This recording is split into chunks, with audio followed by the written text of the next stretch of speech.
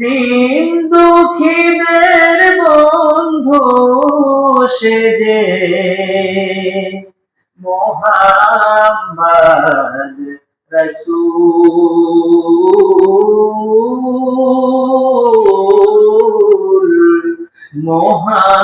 মোহাম্মদ রাসূল। সুনীল নভে চাঁদ সে তারা যার নামেতে মাতোয়ারা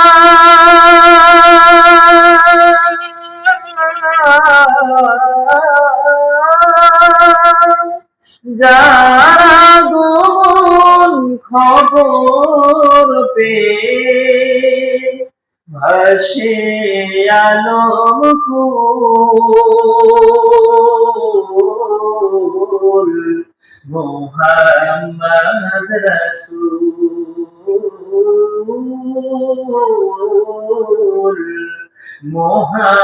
মোহাম্মদ রাসূল।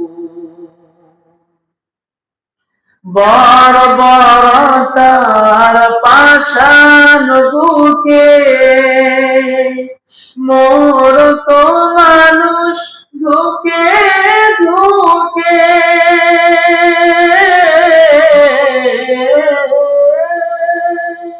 তাদের দিল পথের দিশা ভাঙলো হাজার ভুল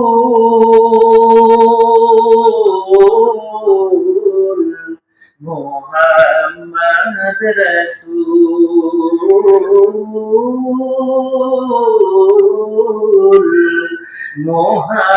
মোহাম্মদ রাসূল। দূরারবের মরুর বুকে একটি ফোঁটা ফুল দিন দুঃখীদের বন্ধু সেজে মোহাম্মদ রাসূল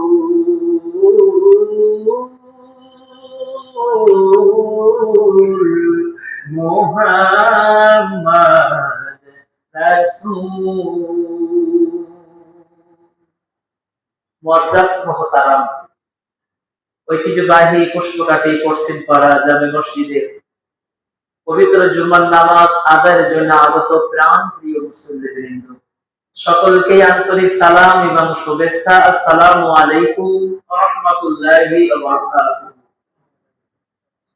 শুকরিয়া সে আল্লাহ সুবহানাহু ওয়া তাআলার দরবারে, আমাদেরকে যে মালিক পারিবারিক সাংসারিক সমস্ত ঝামেলা থেকে মুক্ত হয়ে আল্লাহ পাকের কুদরতি পায়ে দুটো সেজদা দেওয়ার জন্য তারই ঘরে আমাদেরকে সে আল্লাহ নিয়ে এসেছেন।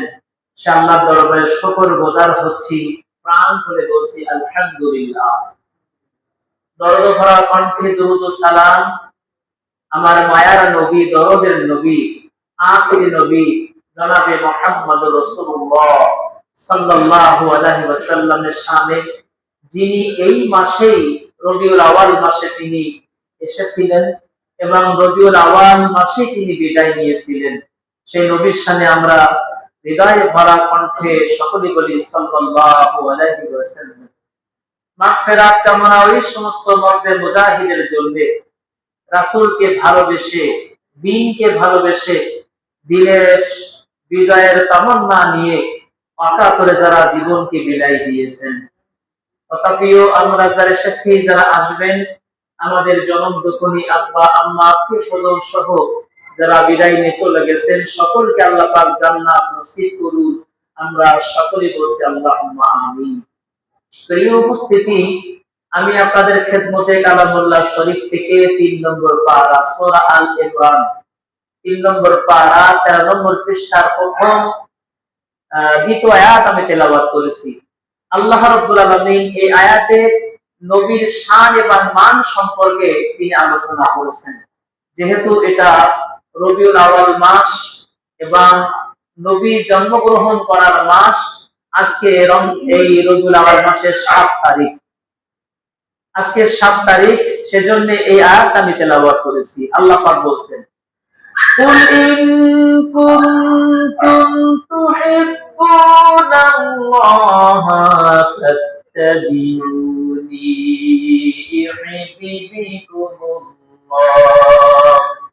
ইউহিব্বুকুমুল্লাহু ওয়া ইয়াগফির লাকুম যুনুবাকুম আল্লাহু গফুরুর রহিম। আল্লাহু আকবার। আল্লাহ রাব্বুল আলামিন বলেন, কুল, হে আমার হাবিব, হে আমার নবী, আপনি বলে দেন, ইন কুনতুম তুহিব্বুনাল্লাহ, কোন বান্দা যদি আমি আল্লাহ আমারে ভালোবাসতে চাই, আমি আল্লাহ আমার জাহান্নাম থেকে যদি বাঁচতে চাই, আমার কঠিন লেলিহান শিখা আগুন থেকে যদি বাঁচতে চাই, আমি আল্লাহ আমারে যদি ভালোবাসতে চাই, তাহলে ফাত্তাবিউনি, আমি আপনাকে রাসূল করে দুনিয়ায় প্রেরণ করেছি, তাহলে সেই ব্যক্তিগণ ফাত্তাবিউনি, তাহলে তারা আপনার অনুসরণ অনুকরণ তারা করবে। যদি কোনো মানুষ, যদি কোনো বান্দা এবং বান্দি আমার প্রেরিত রাসূলকে যদি ইত্তেবা করে, মেনে যদি চলে, তাদের জীবনের সার্বিক সব সময় যদি রাসূলের সুন্নাহগুলি মেনে চলে, তাহলে আমি রব্বুল আলামিন কি করব? আমি আল্লাহ তাদেরকেই ভালোবাসবো। সুবহানাল্লাহ।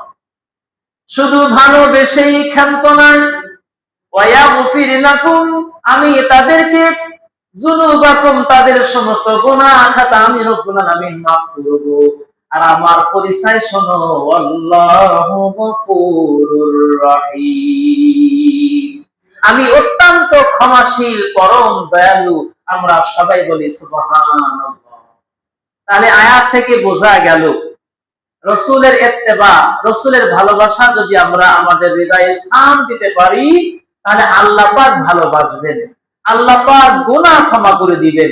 রাসূলের ভালোবাসা মানেই জীবনের গুনাহ ক্ষমা হওয়া। জোরে বলেন সুবহানাল্লাহ। রাসূলকেই ভালোবাসা মানে জীবনের ঠিকানা জান্নাত করে নেয়া। রাসূলকে ইত্তেবা করা মানেই তার জাহান্নাম থেকে মুক্তি পাওয়া। জোরে বলেন সুবহানাল্লাহ। এখন সেই রাসূলকে ভালোবাসবো, তার চেহারা সুরাত কেমন, তার আচার আচরণ কেমন, সেই সম্পর্কে আমাদের জানার দরকার আছে কিনা নাই?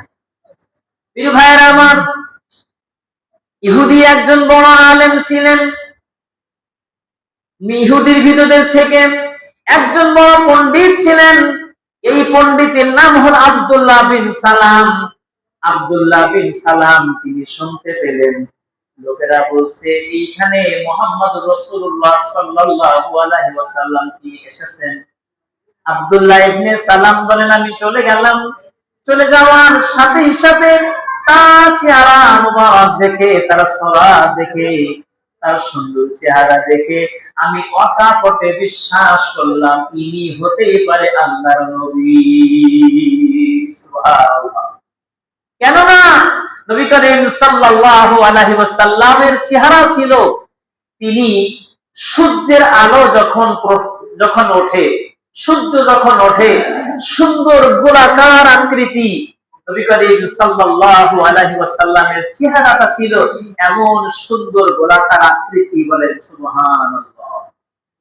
প্রিয় উপস্থিতি আমার, নবী করিম সাল্লাল্লাহু আলাইহি ওয়াসাল্লামের একদিন একটা বাজারে তিনি চলে গেলেন। তিনি খালি হাতে চলে গিয়েছিলেন বাজারে। বাজারে যাওয়ার পরে একজন লক্ষ্য করে দেখলেন যে একজন ব্যক্তি অনেকগুলো উট তারা নিয়ে এসছে বিক্রি করার জন্য।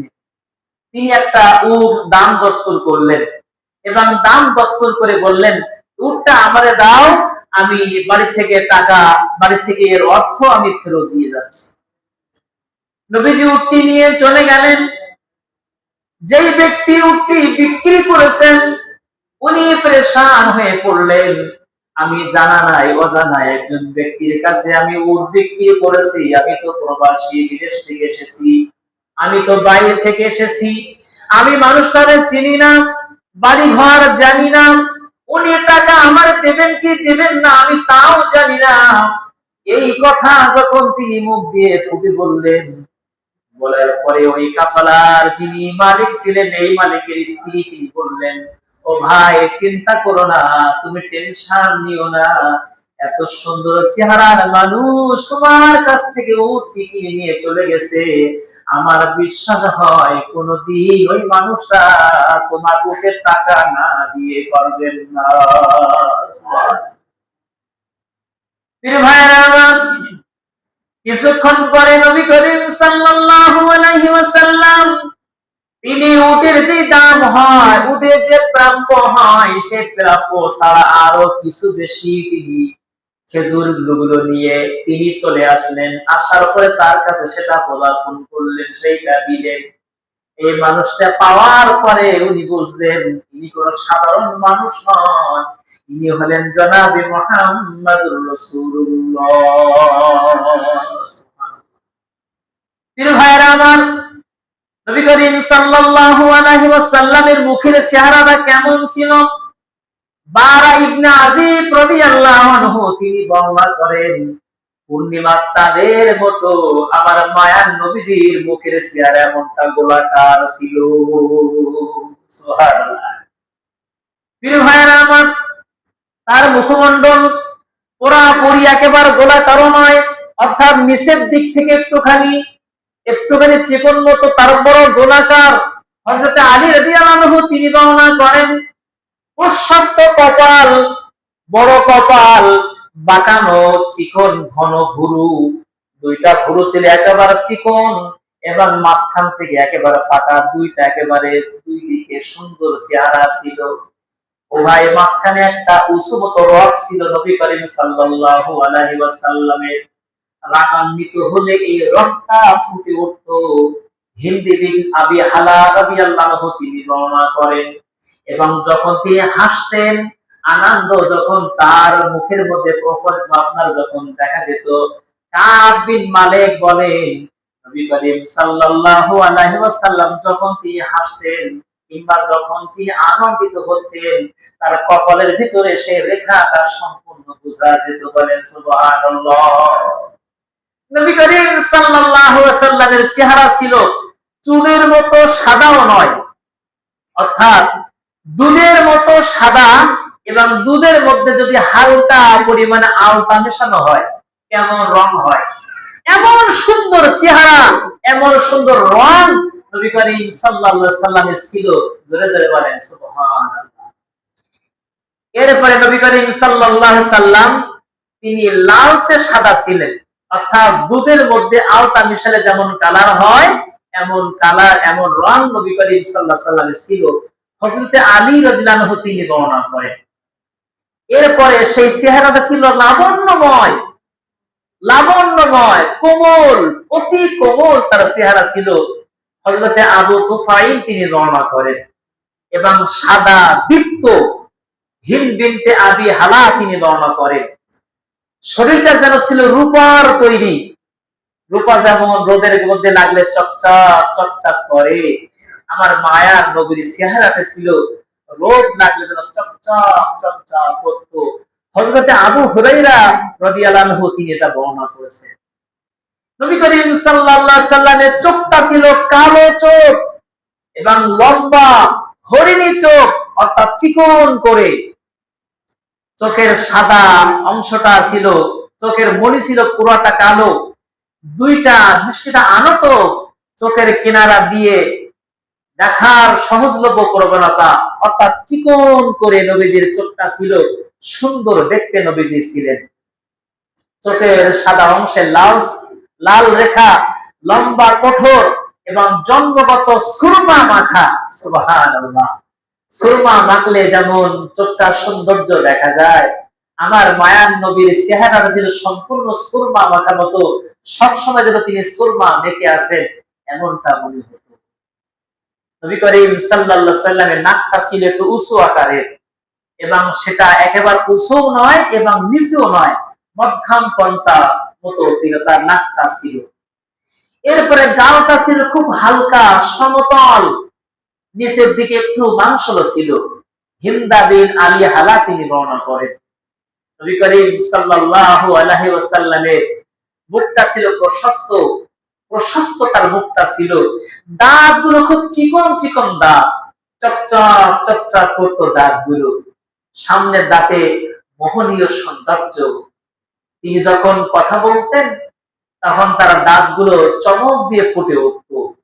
এমনকি নবী করিম সাল্লাল্লাহু আলাইহি ওয়াসাল্লাম যখন মিষ্টি হাসতেন, যখন দুই একটা দাঁত যখন বের হয়ে আসতো, মনে হতো মতির মুক্তার মতো, দানার মতো যেন কি চমক দিয়ে বের হয়ে এসেছে। জোরে জোরে বলেন সুবহানাল্লাহ। নবী করিম সাল্লাল্লাহু আলাইহি ওয়াসাল্লামের মুখ ভর্তি দাড়ি ছিল এবং এটা খুব ঘন কালো, কুচকুচে কালো দাড়ি ছিল। দাড়িটা নবী করিম সাল্লাল্লাহু আলাইহি ওয়াসাল্লাম তিনি রাখতেন এবং খুব লম্বাও না, ছেটে ছুটে সুন্দর করে নবী করিম সাল্লাল্লাহু আলাইহি ওয়াসাল্লাম তিনি দাড়িটা রাখতেন, খুব সৌন্দর্য মণ্ডিত করে তিনি রাখতেন। হাতটা ছিল পাতলা এবং লম্বা, যেন মূর্তির মতো সুন্দরভাবে কেটে বানানো সাজানো। ঘাড়ের রং ছিল চাঁদের মতো উজ্জ্বল এবং মনোরম। মাথাটা ছিল বড় তবে সুষম মধ্যম আকৃতি, খুব বড় না খুব ছোট না। চুলগুলো ছিল ঈষৎ কোকড়ানো চুল, একেবারে কোকড়াও না, একবার সোজাসুজি স্টেপ সোজাও নয়, এরকম আকারে থাক থাক থাক থাক মতো চুল আমার নবীজি ছিল। সাজানো সামান্য হালকা কোকড়ানো ছিল। হযরত আনাস বিন মালিক বর্ণনা করেন, ঘন কখনো কখনো কাঁধের লতি পর্যন্ত নবীজি চুল রাখতেন, কখনো ঘাড় পর্যন্ত রাখতেন।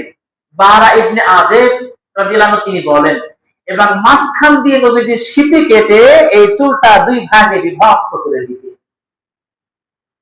শরীরে বেশি লোম ছিল না নবীজি, বুক থেকে নাভির লোমের নাভির আগ পর্যন্ত চিকন করে একটা শিরার মতো লম্বার মতো এরকম চিকন করে আমার মায়ের নবীজি এরকম পশম ছিল।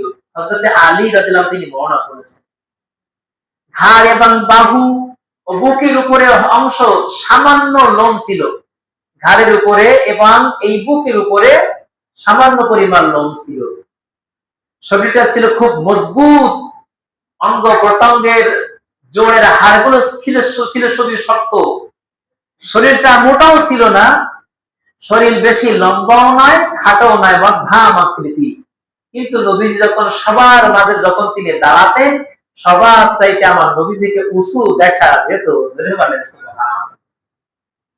এত সুন্দর চেহারার মানুষ তিনি ছিলেন এবং তার সুঠামো দেহ ছিল, শরীর ছিল। এ সম্পর্কে বলা হয়েছে মক্কার একজন বিখ্যাত কুস্তিগীর নাম হলো রোকানা। এই রোকানার কাছে নবীজি একজন দাওয়াত নিয়ে চলে গেলেন। রোকানা বললেন, মুহাম্মদ, আমি যে কুস্তিগীর, বড় কুস্তিগীর, সবাই আরবের মানুষগুলো আমার চেনে, আমার শক্তি সামর্থ্য ক্ষমতা কেমন সবাই জানে, আমার দাপটটা কেমন সবাই জানে। ও মুহাম্মদ, তুমি এসেছো আমার কাছে দাওয়াত নিয়ে, তুমি তো যে মানুষ, আমার সাথে লড়াই যদি তুমি করতে পারো, যদি কুস্তি করতে পারো, আর কুস্তিতে যদি তুমি আমাকে হারাতে পারো, আমি মুসলমান হব, এর আগে আমি মুসলমান হব না। নবী করিম সাল্লাল্লাহু আলাইহি ওয়াসাল্লাম তিনি কি করলেন? রোকানার সাথে বাজি করলেন, বলেন হ্যাঁ ঠিক আছে, তোমার সাথে আমি লড়ব। এবার রোকানা যখন নবী করিম সাল্লাল্লাহু আলাইহি ওয়াসাল্লামকে ধরলেন জাপটিয়ে, আল্লাহর নবীও জাপটিয়ে ধরলেন, এক পর্যায়ে লক্ষ্য করে দেখা গেল রোকানাকে মাটিতে শোয়াই দিয়ে আল্লাহর নবী রোকানার উপরে উঠে গেলেন। সুবহানাল্লাহ। রোকানা ছেড়ে দিয়ে বলল, মুহাম্মদ, আমার পাটা পিছলে গিয়েছিল, আমি বুঝতে পারিনি, আবার হবে, আবার তোমার সাথে লড়াই হবে, এবার তোমাকে একটু উপকার করেই ছাড়ো। নবীজি আবার তার সাথে কুস্তি করলেন। নবীজি কুস্তি করার পরে লক্ষ্য করে দেখলেন রোকানা যতই চেষ্টা করুক না কেন, শক্তিশালী হোক না কেন, আল্লাহ নবী রোকানার উপরে তিনি আবার উঠে গেলেন। সুবহানাল্লাহ। বললো না মোহাম্মদ আমার ভুল হয়ে গেছে, আমি ভালো করে ধরতে পারিনি, এবার শেষবারের বার, তৃতীয়বার আমি তোমার সাথে লড়াই করব। এবার যদি আমি হেরে যাই নিশ্চিত আমি তোমার কাছে হাতে হাত দিয়ে মুসলমান হয়ে যাব। আল্লাহ নবী দাঁড়িয়ে আছেন রোকানার সামনে, এবার বললেন না রোকানা তুমি ধরো কিংবা আমি তোমারে ধরি। রোকানা বলল না আমি রেডি হয়ে যাচ্ছি, আমি তোমাকে আগে ধরবো। রোকানা এবার সুন্দর করে যেভাবে ধরলে মুহাম্মদ সাল্লাল্লাহু আলাইহি ওয়াসাল্লাম কুপকাত হয়ে যায় সেভাবে ধরলেন। এভাবে ধরার পরপরই রোকানা লক্ষ্য করলেন রাসূলকে মাটিতে ফেলতে যাবে, কিন্তু আল্লাহ নবী রোকানাকে তৃতীয়বার তিনি আবার মাটিতে ফেলে দিলেন। সুবহানাল্লাহ। ঠিকমতো খাওয়া হয় না, সংসার চলে না, এত গরিব অসহায়ের মধ্য দিয়েও আল্লাহ রাব্বুল আলামিন তার এমন সুঠম এবং সুন্দর আল্লাহ পাক তার শক্তি সামর্থ্য তিনি দান করেছিলেন। জয় বলে সুবহানাল্লাহ।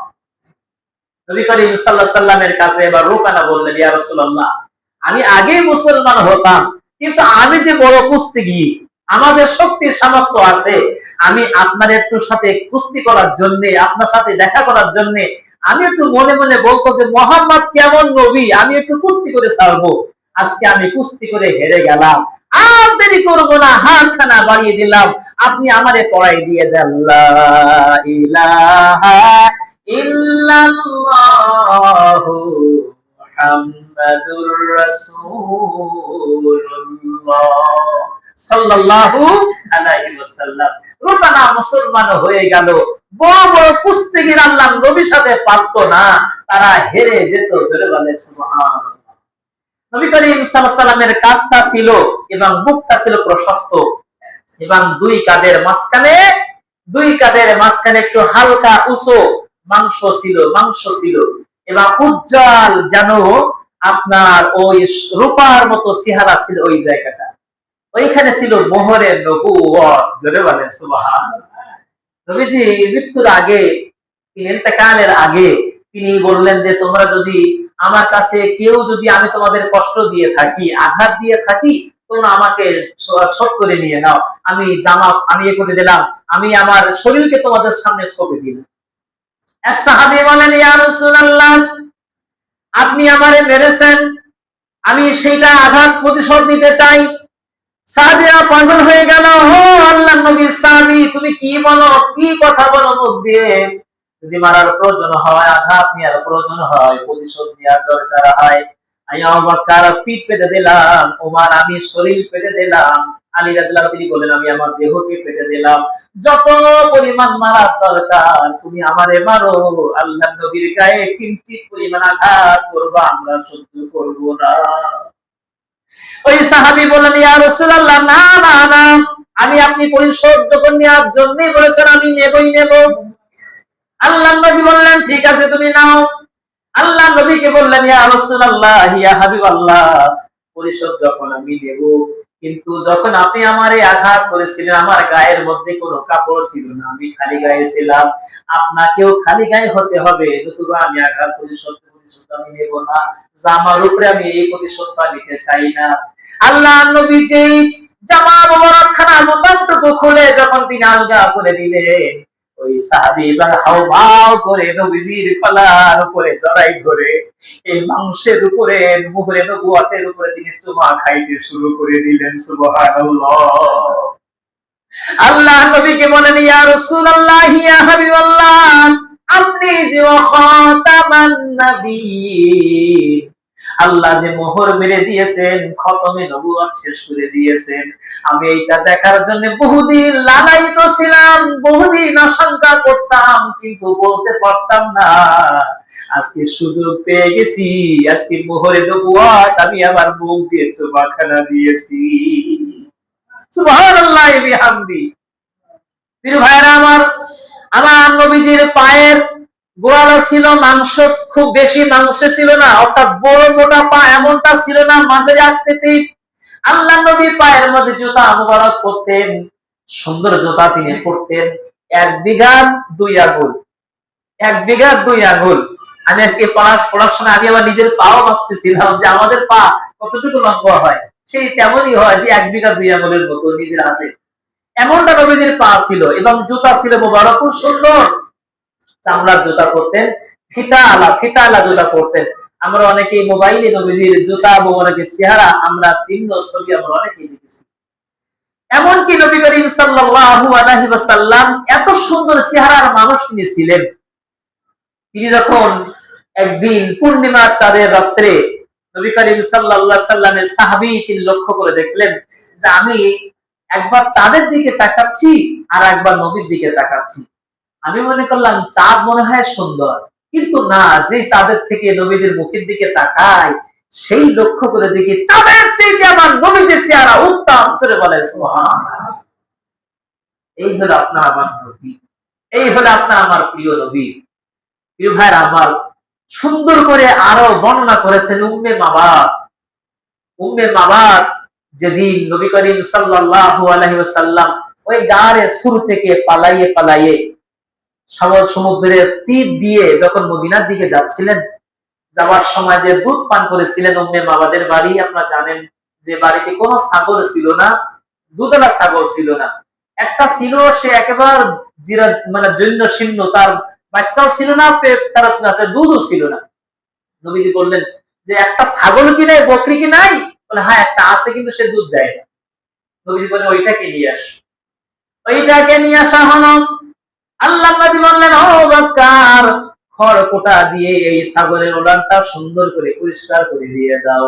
সুন্দর করে পরিষ্কার করে দেওয়া হলো। পরিষ্কার করে দেওয়ার পরে আল্লাহ নবীজি নিজের এই হাতখানা ওই পাতের ভিতরে একটুখানি ওলানের মধ্যে হাতখানা পড়তে দিয়েছে।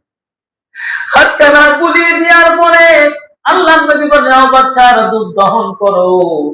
হযরত আবু বকর একটা কেড়ের ভিতরে, পাত্রের ভিতরে দুধ দহন করলো।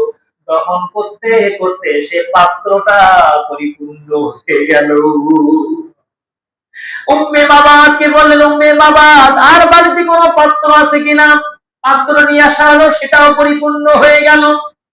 আল্লাহর নবী এবং সাহাবী দুই তিনজন মিলে দুধ পান করলেন, এবং উম্মে মাবাদের বাড়িতে দুধ কিছু রেখে গেলেন। স্বামী যখন মাঠ থেকে, বিল থেকে যখন বাড়িতে চলে আসলো, আসার ফলে উম্মে মাবাদকে বললেন স্ত্রী রে, আমার বাড়ির মধ্যে কোনো ছাগল তো রেখে যাই নাই, কেন দুধ তুমি কোথা থেকে পেয়েছো আমাদের জানাও। উম্মে মাবাদ বলেন আমাদের বাড়িতে এমন একজন পরিচিত এমন একজন সুপুরুষ আমাদের বাড়িতে এসেছিল, পবিত্র এবং প্রশস্ত মুখমণ্ডল, প্রিয় স্বভাব, পেটটা উঁচু না, পেট এবং বুকের সাথে সমান্তরাল, পেটটা মোটাও না, বুকটা মোটাও না, একেবারে সমান। মাথায় টাক নেই, মাথায় চুল গোজানো, সুদর্শন সুন্দর, কালো এবং ডাগর ডাগর চোখ, লম্বা ঘন চুল, পুরো গম্ভীর কণ্ঠস্বর, উঁচু ঘাড়, শর্মাযুক্ত চোখ, চিকন এবং জোড়া ভুরু, কালো কোপড়ানো চুল, নীরব গাম্ভীর্য, আন্তরিকতা, দূর থেকে দেখলে মনে হবে চিত্তাকর্ষণ, এবং নিকটে গেলেই মনে হবে মিষ্টি এবং সুন্দর ভাষার মানুষ। কথাবার্তা গুলো মুক্তার হারের মতো, পরস্পরের সাথে যুক্ত, মাঝাম ধরনের লম্বা, ফলে কেউ তাকে ঘৃণাও করে না, তাচ্ছিল্য করে না।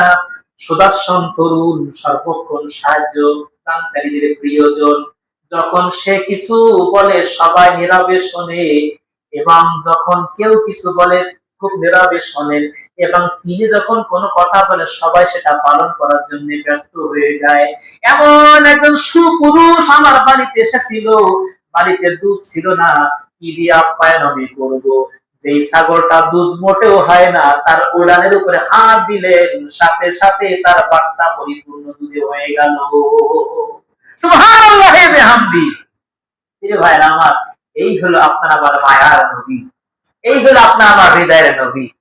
প্রিয় ভাইরা আমার, নবী যে চেহারা সুরত ছবি আকারে নেই, আর যদি ছবি আকারে থাকতো মানুষ সেই ছবি নিয়ে মনে হয় পুজো শুরু করে দিত, সম্মান দেখাতে। যে এটা আল্লাহ পাকের নবীজির একটা মুজিজা। তার সূরাত গুলো আমরা জানলাম।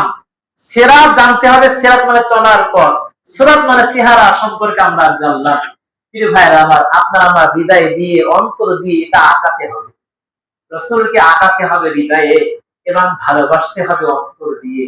আর নবীজি বলেন, যদি কোনো ব্যক্তি আমারে ভালোবাসতে চায়, আমার ভালোবাসা যদি তার হৃদয়ের মধ্যে থাকে, ইউহিব্বুকুমুল্লাহ, আল্লাহ তারই ভালোবাসবে।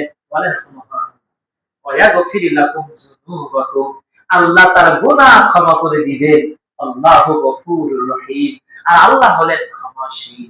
প্রিয় ভাইরা আমার, মৃত্যুর পরে কবরে রাখার সাথে সাথে কবরের সাথে এবং আপনার ওই নবীজির রওজা থেকে একটা সুড়ঙ্গ তৈরি করে দেওয়া হবে, একটা সুড়ঙ্গ তৈরি করে দেওয়া হবে নবীজিকে দেখার জন্য।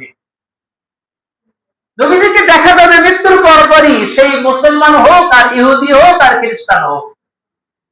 আমরা যারা রসুলকে ভালোবাসি, রসুলকে যারা মায়া মহব্বত করি, তার প্রতি সকাল সন্ধ্যায় দরুদ ও সালাম পড়ি, সেই মায়ার নবীকে দেখার সাথে সাথে মুমিন ব্যক্তি করে কেটে যাবে, এই তো আমার মায়ার নবী, এই তো আমার হৃদয়ের নবী। আসসালাতু ওয়াসসালামু আলাইকা ইয়া রাসূলুল্লাহ, আসসালাতু ওয়াসসালামু আলাইকা ইয়া হাবিবাল্লাহ। প্রিয় ভাইরা আমার, নিজে পরিচয় দেয়া লাগবে না, আল্লাহ নবী বলবেন উনি আমার প্রিয় উম্মত, আমার উম্মত, আমার উম্মতি। সুবহানাল্লাহ। যদি কারো ভালোবাসা থাকে, যদি কারোর সাথে মহব্বত থাকে, বহুদিন মোবাইলে মোবাইলে কথা হয়, আপনি ভিডিও করে তার সাথে কথা বলতে পারেন না, তার বাটন ফোন, আপনার বাটন ফোন, দেখা হয় না, কিন্তু হঠাৎ করে 1 বছর পরে যদি দেখা হয়ে যায়, কেমন মায়া মহব্বত জড়াই ধরে তার হৃদয়ের মধ্যে স্থান দেওয়ার জন্য আমরা পাগল হয়ে যাই। ঠিক তেমনি আজীবন পর্যন্ত যারা ভালোবাসা হৃদয় লালন করলাম, সেই ব্যক্তিটাকে, সেই মানুষটাকে যখন কবরে শুয়ে যখন দেখা যাবে, মানুষের হৃদয়টা অন্য রকম হয়ে যাবে। এই জন্য আসল সেই রসুলের মায়া মহব্বত আমরা হৃদয় দিয়ে করবো, ভালোবাসা আমরা অর্জন করার চেষ্টা করব। রসুল যেন আমাদেরকে চিনে নেন, আমাদের জন্য বড় লাগবে না ওই তো আল্লাহ রসুল, ওই তো আল্লাহ রসুল, রসুল যেন আমাদেরকে চিনে নেন। প্রিয় ভাইরা আমার, এই জন্য আসুন রসুলের ভালোবাসা আমরা হৃদয় আনয়ন করবো, তারা ভালোবাসা দিয়ে তারা সুন্নাহগুলো আমরা মিলে চলবো। আল্লাহ পাক সেই